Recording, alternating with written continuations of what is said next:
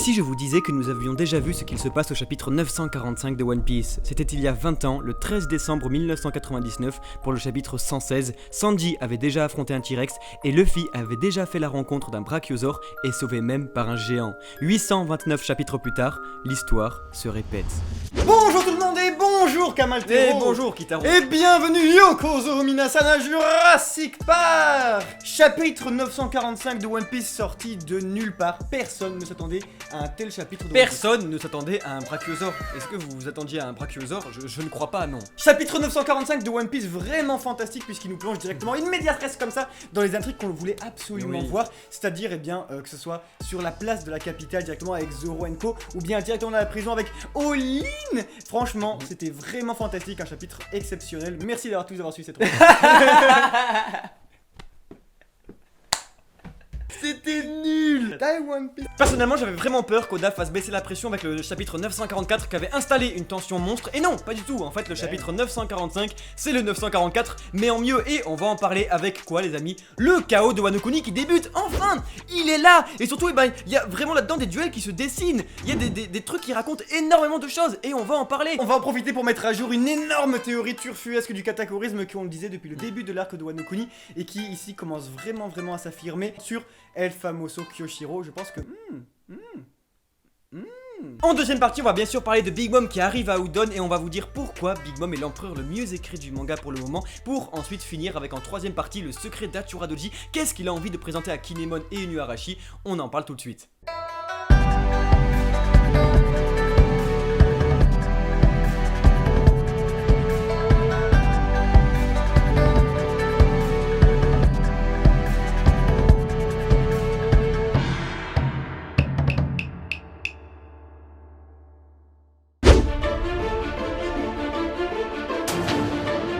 Ça fout les feels quand on y repense que Oda avait teasé ça, avait teasé le chaos de Wano Kuni, la guerre qui commence. Et là, ça y est, on a déjà les prémices en fait d'une énorme bataille qui commence. On va en reparler un peu à la fin de la vidéo. Mais là, il y a quoi en fait? On a vraiment du Zoro contre Kyoshiro, on a du Sanji contre Drake, on a du Law contre Hawkins, on a des combats totalement, pas fanservice, mais qui ont leur place, qui sont bien écrits. Vraiment, et comment on réagit là aujourd'hui au chapitre 945? Mais c'est vraiment à se demander comment on va réagir plus tard. Quand il y aura Kaido qui va entrer en jeu avec King et tout, avec l'équipage de Big Mom, ça va être un bordel dingue. L'arc de Wano Kuni risque vraiment d'être le meilleur arc de One Piece 22 ans après. Il est remarquable de constater toutefois comment on s'émerveille face à des personnages qui ne sont introduits que très récemment dans le manga. Comment est-ce qu'on trouve totalement dingue de voir Kyoshiro qui se bat contre Zoro, totalement dingue de voir une Queen contre Big Mom. C'est fou de se dire ça. Alors qu'est-ce qui va se passer en effet quand on verra des personnages qui eux sont introduits depuis très longtemps et qui vont venir mettre leur petite pierre à l'édifice. Alors là où c'est dingue, c'est que en fait on voit un petit peu toutes les reviews qu'on avait fait depuis tout ce temps là qui commencent à prendre sens, c'est-à-dire tous les personnages qu'on a eu beaucoup de mal au début à assimiler, à se dire putain c'est qui leur prénom, tous ces jeux de masques, d'apparence, tout ça, et au final maintenant Merci d'avoir été là avec nous pour pouvoir un petit peu comprendre tout ça ensemble, parce qu'au final même nous, le fait d'en parler, ça nous a permis un petit peu de mieux comprendre cet arc et on espère que c'est réciproque pour vous, on espère que vous comprenez un petit peu mieux ce qui se passe dans Wano Kuni, parce que nous on passe vraiment beaucoup de temps à travailler tout ça, à faire nos recherches etc, mais c'est vraiment également un énorme plaisir et c'est pourquoi si le plaisir est partagé, n'hésitez surtout pas à vous abonner à la chaîne et à nous rejoindre puisque c'est un petit peu la meilleure des récompenses, ça nous pousse vraiment, nous on voit à quel point la chaîne est en train d'exploser en ce moment, donc merci à tous ceux qui nous rejoignent, vous êtes vraiment des centaines et des centaines chaque jour, merci à tous de vous abonner, d'être aussi nombreux à nous rejoindre et de partager ce superbe repas d'haricots rouges avec Big Mom et avec nous-mêmes. Un grand merci à vous les amis. Arigato! Rien que dans la capitale des fleurs, nous avons déjà 4 situations. Nous avons un Zoro versus Kyoshiro, nous avons un Sanji versus Drake, nous avons un Law versus Hawkins et surtout la fuite, mais très importante attention, de Usopp avec Otoko. Et le plus intéressant en fait qui saute aux yeux, c'est bien la rivalité Zoro-Sanji qui est toujours là. Et je me demande, moi vraiment, si en fait Sanji n'est pas devenu un tout autre personnage, si en fait la comparaison n'a plus du tout lieu d'être, parce que là c'est quand même impressionnant, de voir dans le même chapitre un Zoro qui se fait le plus gros BG mystérieux de Wano Kuni et qui en même temps va sauver une femme alors que c'est le rôle de Sanji qui a toujours fait ça depuis le début du manga, depuis 22 ans il est là, il arrive à faire ce que Sanji doit faire normalement alors que Sanji lui se fait pouillave par Drake. J'ai l'impression que les deux personnages, moi c'est mon avis personnel mais j'ai l'impression que les deux personnages ont vraiment beaucoup perdu, c'est-à-dire chacun, on a un Zoro qui au final est plus aussi attaché attachant je trouve de par son humanité qu'il a perdu, et un Sanji qui au final eh bien, est un petit peu moins attachant de par le côté badass qu'il a un petit peu évacué depuis Whole Cake Island. Donc peut-être que peut-être qu'en fait les deux quand ils sont ensemble, peut-être que c'est un peu le mélange des deux qui est plus intéressant voilà, en fait. Et ce qui est assez ouf, c'est que, on laisse les biceps, on laisse le côté démoniaque à Zoro et tout, on dit bon, Sanji il a les femmes, mais là même plus en fait, c'est ça qui me... Qu'est-ce qu'a Sanji maintenant? Bah, Si ce n'est en fait c'est le loser quoi. En ouais, fait, c'est en fait, bizarre, il est là pour créer une sorte de contraste avec Zoro et d'être du coup faire un comique de situation entre le BG qui arrive et la victime qui n'y arrive pas. Et du coup bon, cela étant dit, forcément c'est qu'une passe, hein, c'est pour non, un, pour un voilà, comique, voilà. nous faites pas dire ce qu'on n'a pas dit, on adore Sanji, même quand il fait des grimaces, tout comme ça, c'est excellent, mais quand même, depuis 20 ans, j'adore Sanji parce qu'il est extrêmement badass aussi, et là, malheureusement, bon... Ce qui est terrible avec Usopp, c'est que du coup il est parti comme ça, avec Otoko. Et Otoko et Usopp, j'ai l'impression que c'est les deux plus grands menteurs de cet arc qui sont réunis. Hein. J'ai l'impression que les deux ils vont bien s'entendre parce qu'au final là on a foutu deux calamités. Hein, oubliez les trois autres, ici c'est ici qu'elles sont.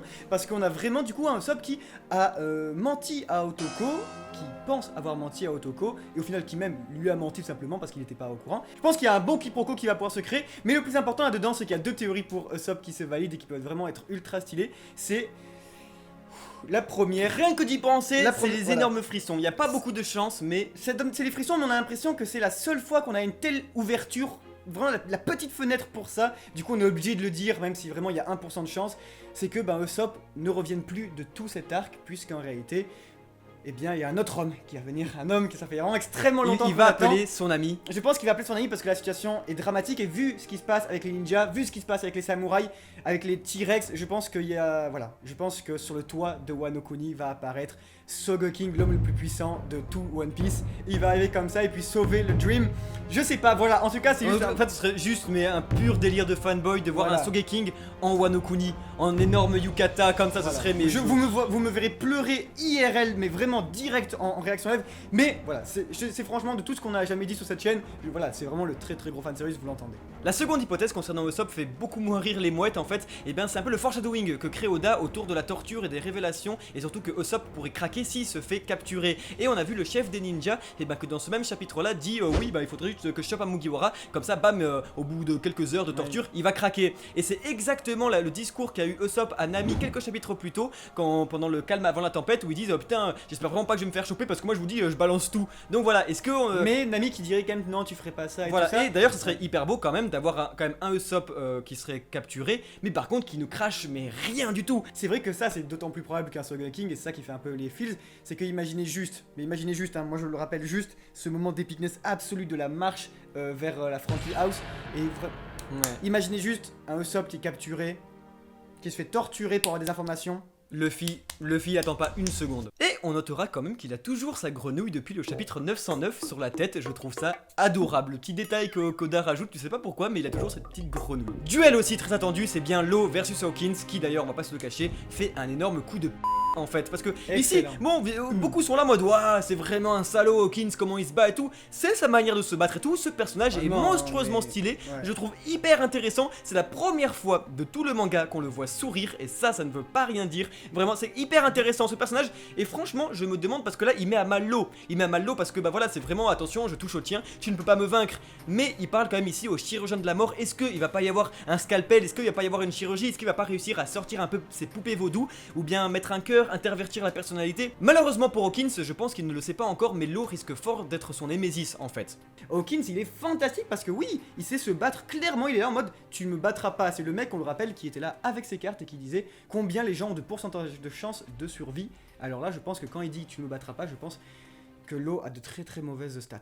Les deux autres combats aussi hyper swaggy, c'est bien sûr Sanji versus Drake, qui quand même est assez intéressant parce que bon on voit que Sanji n'a pas forcément le dessus, peut-être qu'il va devoir utiliser sa combinaison pour y arriver, et on voit qu'il est bien vénère parce que Drake connaît son identité qui est celle des Vinsmoke et tout, ça le fait un peu vénère, voilà. On verra un peu où ça va nous mener tout ça, hein. Mais le plus intéressant reste quand même Denjiro Kyoshiro contre Zoro. Et là les amis, c'est ça qui est assez intéressant, c'est que étonnamment, est-ce qu'on va vraiment avoir une issue à ce combat avec une victoire d'un des deux? Je ne crois pas, pas forcément. Je pense que la victoire va se faire par Zoro qui va rallier en fait le dernier samouraï. Parce que bon, le but de Zoro ici, c'est de rallier les samouraïs, de rallier toute une cause. Et nous on pense, enfin je sais pas, je suis persuadé que Kiyoshiro est bien Denjiro en fait. Parce que voilà, depuis très longtemps au Mont Corvo, depuis des mois maintenant, depuis le début de l'arc de Wano Kuni, on a une théorie, on l'a appelé le théâtre des illusions, que tout le monde porte des masques, tout le monde a une double identité, et d'ailleurs, vous êtes beaucoup à nous le demander, alors voici la théorie.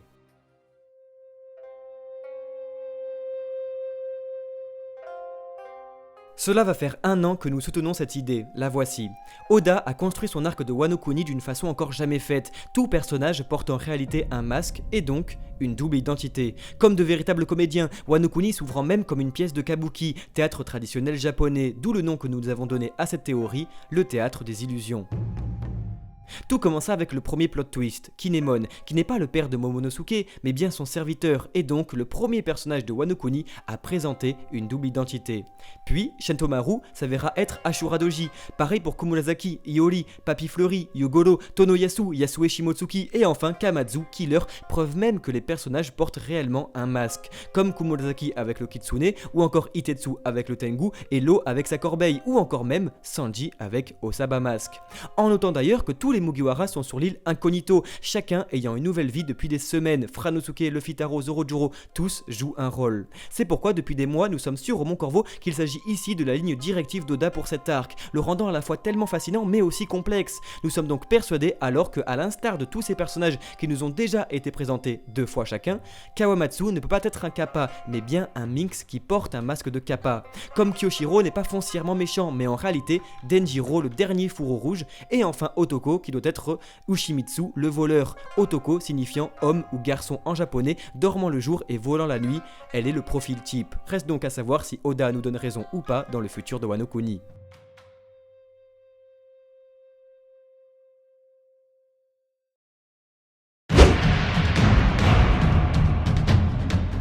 Voici venir All-In, qui est en réalité eh bien Lin de redevenu enfant. Et là où c'est vraiment fantastique, c'est qu'on a une écriture totalement incroyable de ce personnage, incroyable, puisque si vous suivez bien, et avec ce qui nous était montré lors de la Tea Party avec son flashback sur Elbaf, et puis un petit peu après sur l'île, sur Whole Cake Island, ce qui deviendra plus tard Whole Cake Island, et bien ici nous avons une All-In qui au final eh bien, semble être la continuité directe de la Lin si elle n'avait pas mangé tout le monde lorsqu'elle mangeait. Voilà, s'il n'y avait pas eu le drame du goûter d'anniversaire, s'il n'y avait pas eu le drame de la perte de Mother Carmel. Ici, en fait, ce drame qui l'a fait devenir la personne qu'elle est aujourd'hui, ce monstre d'insécurité, en fait, qui veut juste créer une famille, ce monstre d'obliger de faire tout parfait, en fait, pour ne pas craindre la perte encore d'un proche, et ben là, elle ne l'a pas, elle est totalement innocente, et Oda ne nous montre même pas, mais en fait, elle pense elle-même, c'est sûr et certain, être un enfant. Parce qu'en effet, un petit Chopper et une petite Otama font ici office de substitut paternel et maternel, et là où c'est dingue, c'est que vraiment, on a une gosse qui arrive, et puis qui est vraiment...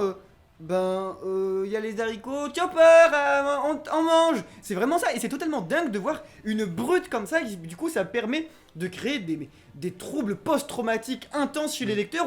Elle fait peur, le dessin remarquable quand elle est face aux soldats, etc. Tout le monde, personne comprend ça. Big up à tout le monde, et surtout à Luffy qui n'a pas de crise cardiaque depuis encore. Mais imaginez Luffy, quelles sont les chances pour voir Big Mom arriver ici? Moi je serais mort, j'aurais une crise cardiaque direct. C'est pour ça qu'on parle d'une écriture parfaite en fait, parce qu'on voit à quel point Eiichiro Oda connaît ses personnages. On dirait qu'il parle de ses propres enfants, de personnages qui existent vraiment. Parce que waouh, c'est compliqué de tenir un personnage aussi complexe vraiment dans sa manière d'exister et de le faire parfaitement. C'est pour ça que j'ai l'impression que même si on connaît pas encore Shanks, on connaît pas encore Barbe Noire vraiment et tout, et ben ce personnage là, tout Whole Cake Island, les 2 ans de Whole Cake Island, toute cette construction de personnages, et ben ça arrive pour ça arrive pour ce moment là, pour que quand elle arrive dans la prison, elle soit vraiment terrifiante parce qu'elle est vénère et consciente. Et ce qui est important également, c'est qu'il faut noter que toutefois que Big Mom, malgré qu'elle a 8 ans dans sa tête, elle a des enfants extrêmement puissants qui sont ici. C'est d'ailleurs pour ça qu'elle ne se souvient pas, elle ne se souvient absolument de rien, parce qu'aujourd'hui, Big Mom, c'est juste une petite enfant. C'est la petite Big Mom qui était sur Elbaf. Et que ce soit un dinosaure ou un ours, en parlant de dinosaures, c'était vraiment inattendu, il y avait vraiment la théorie du scorpion qui tenait un peu la route, parce que voilà, même nous, moi j'y croyais vraiment à ça, je me suis dit, avec en fait voilà, mais en fait non, c'est vraiment un brachiosaure. Les calamités possèdent donc tous des fruits préhistoriques, on a un mammouth. Le brachiosaure est le dinosaure le plus lourd du monde. Avec ses 30 tonnes, et bien, en effet, Queen est un gros tas. Voilà, c'est une boule, c'est tout ce qu'il y a à dire pour cette partie-là, les amis. Et malgré son aspect mastodonte, eh ben il se fait quand même one shot. il se fait one shot, un coup comme ça, une énorme patate. Notons l'échelle remarquable des Shiroda pour montrer que l'animal le plus gros de la création, le plus grand, le plus balèze, le plus mastoc, et ben il se fait frapper par une enfant. One putain. Punch Mom. Même si Big Mom est arrivé pour montrer à Queen qui était la vraie reine, hein, c'est vraiment ça, et ben je me demande et j'espère que Queen ne soit pas à terre d'un coup, parce que on a quand même 1,3 milliard face à un empereur, ce n'est pas rien. On voit quand même la force de Katakuri qui avait 300 millions de moins sur sa tête, qui était mais invincible du turfu le mec. On voit la puissance de Marco qui était présenté par le Gorosei comme le seul personnage à pouvoir faire tomber Barbe Noire et tout. Tous les secondes empereurs sont monstrueux, donc je pense vraiment que dans le prochain chapitre Queen va se relever et va faire juste oh bah qu'est-ce qui s'est passé. Mais même je pense seulement que c'est juste, et vous savez comme le Nekomamushi qui prend Jack par la trompe et qui le renverse. Voilà, c'est vraiment ça, c'était vraiment c'est ça. Waouh. En fait voilà, ça fait rien. Parce que les calamités, je pense que c'est tous les trois. C'est des Savage, c'est des putains de énormes Savage. tanks. Ils font n'importe quoi. Je pense qu'ils sont vraiment mais sûrs d'eux, mais comme pas possible. Jack qui va attaquer 3 amis héros, je sais pas quoi d'affilée, qui ensuite va attaquer Zunesha. Là, lui, il a pas peur de Big Mom, hein. Je suis désolé, Queen, il est là en mode oh quoi, c'est divine. Ça, c'est fantastique parce que du coup, et encore écriture remarquable des Shiroda qui, quand il voit Big Mom, du coup, Queen s'avance et puis dit mais putain, mais il y a quelqu'un qui se fout de ma gueule ici. Non, je suis pas content, sincèrement, j'ai les boules. Voilà, c'est donc dingue. c'est ça qui va être trop cool. Ça va créer une frustration dans les rapports de force parce que même si Queen, dans tous les cas, est hyper fort et hyper balèze et tout, ne peut pas gagner contre Big Mom.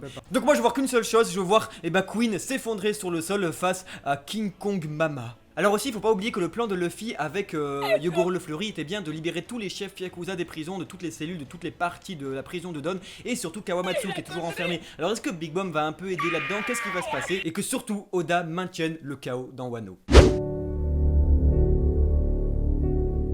Et nous voilà sur le secret de ce chapitre 945 où nous avons un Ashura Doji qui, même s'il était extrêmement réticent, rejoint enfin les rangs de Kinemon. Et c'est vraiment très beau puisque c'était quelqu'un qui, au final, a fracassé de manière déconcertante un Jack et donc un allié de taille. Il doit être hyper balèze, genre vraiment. Aussi, il faut pas oublier que ce n'est pas Kinemon qui a mis directement le feu à la maison d'Ashura Doji, mais bien Oldem et les hommes de Kaido parce que, c'est Kinemon qui avait volé les provisions de ces derniers et avait signé comme un petit bâtard comme ça Shutonmaru le voleur. Et donc en représailles, Oldem et ses hommes avaient foutu le feu. Mais c'est un peu comme si c'est lui qui avait mis le feu parce qu'il voulait pousser Shutonmaru sur ses retranchements. Mais au final, du coup, ça a marché puisque, en plus de cela, Ishiroda est toujours dans le bon puisque tout mène à la catharsis. Au final, c'est les excuses plates quand même qui valident un petit peu l'arrivée de Shutonmaru, Ashura Doji dans les rangs de la rébellion. Et là où c'est dingue, c'est que l'écriture encore, mais totalement, mais fantastique des Shiroda, mais remarquable, puisque c'est vrai qu'il ne faut pas en vouloir au pauvre Kinemon. Il avait oublié que les cœurs connaissaient bien des sentiments au bout de 20 ans et que Kinemon, lui, ça fait quelques semaines que sa maison elle est brûlée, que son maître est mort, qu'à tout le monde, Kaido, il est arrivé. Oh, ça fait 20 ans. Et c'est vrai que Kinemon, il avait oublié. Et c'est dingue comment c'est bien écrit. Moi, ça me fait des vertiges, je suis... Waouh! Et donc quand on voit qu'il y a un secret à dire, est-ce que ce serait pas peut-être une embarcation pour aller sur Onigashima? Parce que comme on sait que c'est un pays isolationniste, on sait pas trop encore si c'est vraiment peut-être une dire bah regardez j'ai un truc là pour aller sur Onigashima parce qu'on sait pas comment s'y rendre sinon. J'ai pensé aussi peut-être au poneglyphe de Itetsu, vous savez parce qu'il en possède un, parce que Brook avait découvert une salle avec plein de kokeshi et tout, et on sait que Itetsu collectionne les kokeshi, comme ils sont pas très loin de Itetsu.